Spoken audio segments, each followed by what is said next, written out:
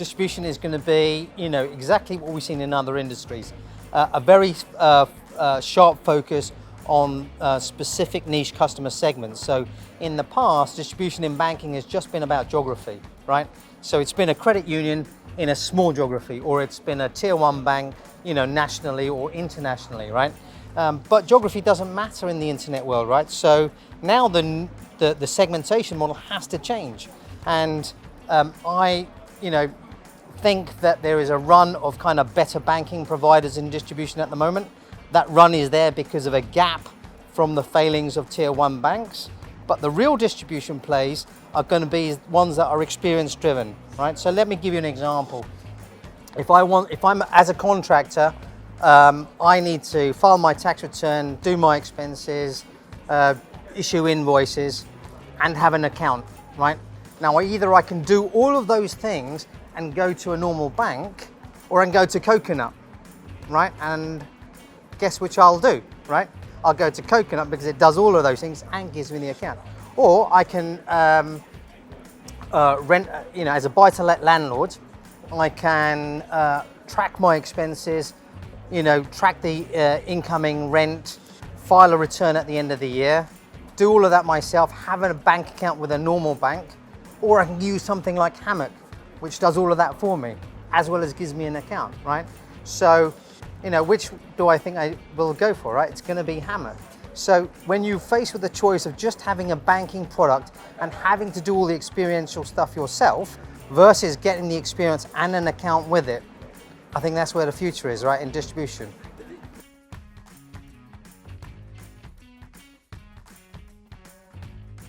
One kind of word which maybe had kind of peaked too early was the notion of super apps, right? But the idea that you go to one place for everything for a given context, right?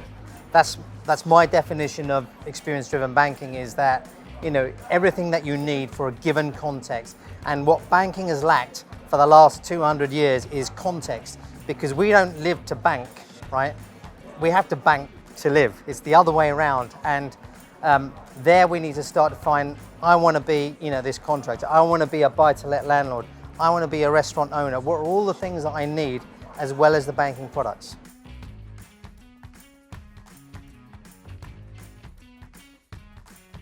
Big banks with a license doing the operations will be headless, right? Because they'll have many of these kind of experience-driven banks sitting on top of them, yeah?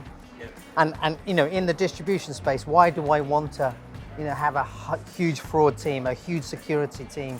I just want to provide product to the end customer. And also, if the manufacturer isn't the best one for me, I want to be able to shift at some point, right?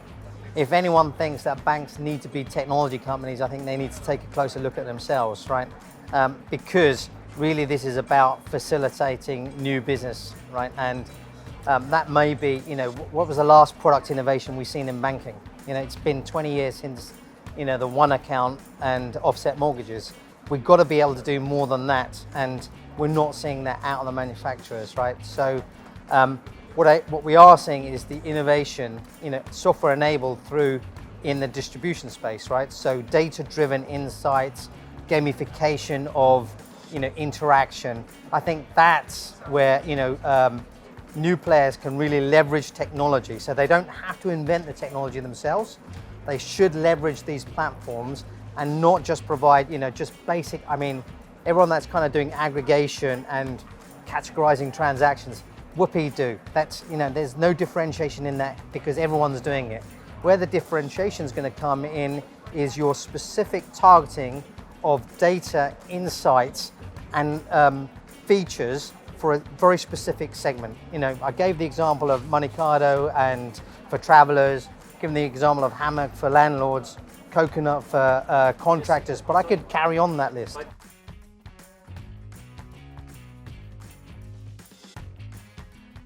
So when you do beyond banking services, like these players are doing, right now you've got a new set of data, which is much more targeted, right? And at the same time broader in its capability.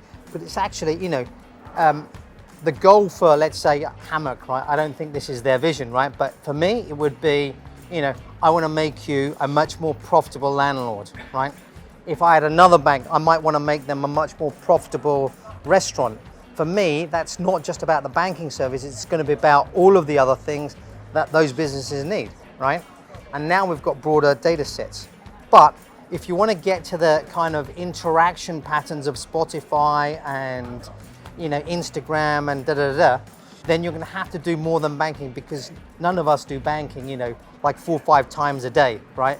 But as a contractor, I might have to file an expense, I might have to issue an invoice, I might have to do a few other things, right?